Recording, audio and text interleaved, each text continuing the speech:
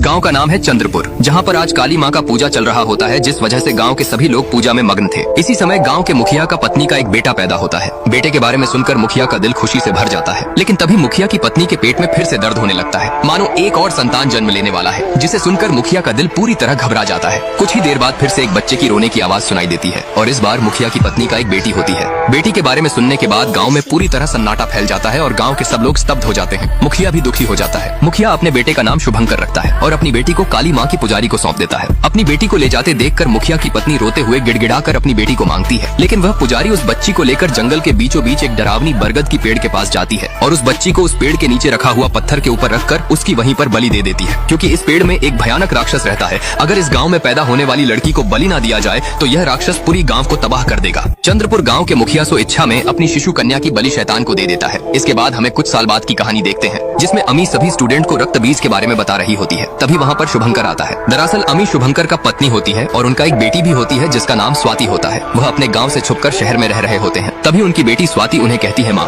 हमारे class teacher ने कहा है कि सब लोग अपनी गांव जाकर वहाँ का एक पुरानी कहानी ढूंढ कर लाएंगे और जिसका भी कहानी बेस्ट होगी वह इस साल ड्रामा में यूज होगा। लेकिन शुभंकर और अम्मी उसे गाँव जाने के लिए मना करते हैं और कहते हैं हम शिमला चलते हैं, वहाँ का नजारा बहुत अच्छा होता है। यह सुनकर स्वाति नाराज हो जाती है। रात को शुभंकर और अम्मी एक दूसरे से बात करते हैं और स्वाति से सब कुछ बताने का फैसला करते हैं। लेकिन तभी शुभंकर को एक फोन आता है और उसे पता चलता है कि उसका पिता अब इस दुनिया में नहीं रहे। यह सुनकर शुभंकर बहुत दुखी हो जाता है और उसी रातों रात अकेले ही अपनी गांव की तरफ निकल जाता है। सुबह जब स्वाति उठती है वह अपने पिता के बारे में अम्मी से पूछती है, तो अम्मी उसे बताती है कि कल रात तुम्हारे दादाजी गुजर जाने की वजह से तुम्हारे पिता को अर्जेंट जाना पड़ा। यह सुनकर स्वाति और भी गुस्सा हो जाती है, क्योंकि उसे आज तक अपने दादाजी के जिंदा होने के बारे में बताया नहीं गया था। शुभंकर अपने पिता का देहांत की खबर सुनने के बाद रातों रात गांव की तरफ निकल जाता है और वहां पर उनका अंतिम संस्कार करके अपने चाचा के साथ बातचीत करता है और उन्हें कहता है कि जयदेव चाचा, अगर कोई अच्छी दलाल मिले तो बोलना, क्योंकि मैं इस बाड़ी को बेचना चाहता हूं। तो उसके चाचा उसे बोलते हैं, तुम क्यों इसे बेचना चाहते हो? यह सिर्फ तुम्हारी बाड़ी नहीं है, यह तुम्हारी विरासत है। तो शुभंकर उन्हें कहता है, विरासत में तो सिर्फ श्राप मिला है और ऐसी विरासत संभालने का मेरा मन नहीं है, वह भी इस राक्षसों के गाँव में। तो उसके चाचा जयदेव उसे समझाकर कहते हैं, वह तो पुरानी बात है, आजकल उसे कोई नहीं मानता। कितने खुश होंगे अगर तुम्हारी परिवार, तुम्हारी पत्नी और तुम्हारी बेटी इस विरासत के बारे में जानेंगे।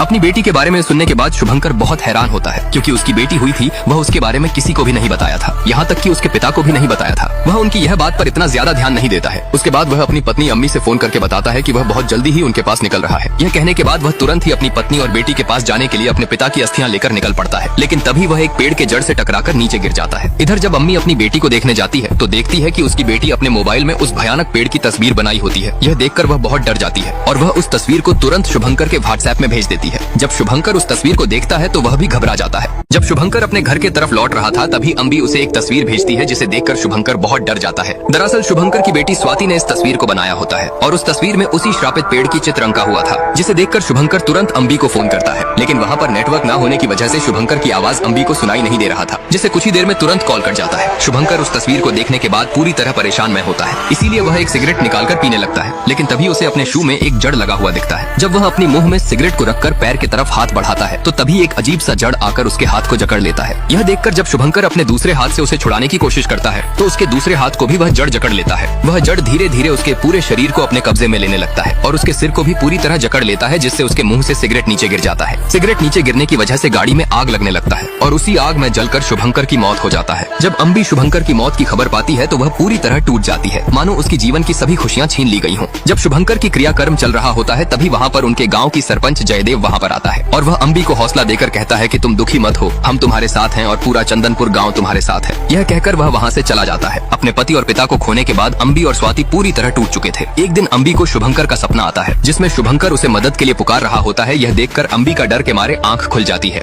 अपने पति के मौत के बाद अम्बी पूरी तरह टूट गई थी और उसे कभी कभी अपने पति का सपना भी आता था, जिसमें उसका पति उसे मदद के लिए पुकारता रहता था, जिस वजह से वह काफी परेशान में रहती थी। एक दिन अम्बी को चंदनपुर गाँव के सरपंच जयदेव का फोन आता है और वह उन्हें कहता है कि मैंने एक अच्छा दलाल देखा है। शुभंकर का आखिरी इच्छा था कि वह अपने बाड़ी को बेच दे और वह मुझे एक अच्छा दलाल देखने के लिए कहा था, इसलिए मैं तुम्हें फोन करके बता रही हूँ। अगर तुम चाहो तो गांव आकर अपनी बाड़ी को बेचकर दोबारा जा सकते हो। यह कहने के बाद वह फोन रख देता है। अम्बी भी अपनी पति का आखिरी इच्छा पूरा करने के लिए चंदनपुर जाने को राजी हो जाता है, पर जब उसकी बेटी चंदनपुर जाने की बात सुनती है तो वह भी उसके साथ जाने की जीत पकड़ लेती है, जिस वजह से अम्बी स्वाति को भी अपने साथ चंदनपुर लेकर निकल जाती है। जब वह दोनों अपनी महल में पहुँचते हैं तो अम्बी को वहाँ पर शुभंकर दिखाई देता है, जिस कारण उसका ध्यान भटकने की वजह से उसका उसका गाड़ी एक छोटी लड़की से टकराने से बाल बाल बच जाता है। जिसके बाद वह अपनी महल के अंदर जाते हैं तो उन्हें दीवारों में कहीं अजीबोगरीब तस्वीर टंगा हुआ दिखता है। जब वो रात को खाना खा रहे होते हैं तभी स्वाति के पास अचानक एक बूढ़ा आदमी आता है, जिसे देखकर स्वाति बहुत डर जाती है। वह बूढ़ा आदमी कहता है सर्वनाश होने वाला है, जिसमें सभी मर जाएंगे, उससे कोई भी नहीं बच पाएगा। तभी वहाँ पर उस बूढ़े आदमी का बेटा आकर उसे वहाँ से ले जाता है। जब रात को अम्बी और स्वाति सोने जाते हैं तो अम्बी स्वाति को कहीं पर भी अकेले जाने को मना करती है, जिसके बाद वह दोनों सो जाते हैं। देर रात होते ही अचानक स्वाति के फोन में उस श्रापित पेड़ की तस्वीर अपने आप बनने लगता है और तभी खिड़की से दो अजीब औरत आकर स्वाति और अम्बी को घूरने लगते हैं। जब स्वाति रात को सोई होती है तो देर रात होते ही अचानक उसके मोबाइल में उस श्रापित पेड़ की तस्वीर अपने आप ही बनने लगता है और तभी खिड़की से दो अजीब औरत आकर उसे घूरने लगते हैं। जब सुबह होता है तो अम्बी से वह दलाल मिलने आता है, लेकिन वह उस बाड़ी को लेने से मना कर देता है और कहता है कि गांव वाले कहते हैं कि उस बाड़ी में वह श्रापित पेड़ है। उस गांव का सरपंच उसे काफी समझाते हैं, लेकिन वह उनके बात पर राजी होने के लिए बिल्कुल भी तैयार नहीं होता है। इधर स्वाति दीपिका को उस श्रापित पेड़ के पास जाने के लिए बोलती है, लेकिन दीपिका उसे मना करती है, पर बार बार बोलने की वजह से दीपिका उसे खंडहर के पास लेकर जाती है। वह खुद बाहर रुकती है, जिसके बाद स्वाति उस पेड़ की तरफ जाने लगती है। लेकिन जैसे ही स्वाति उस श्रापित पेड़ के पास जाने वाली थी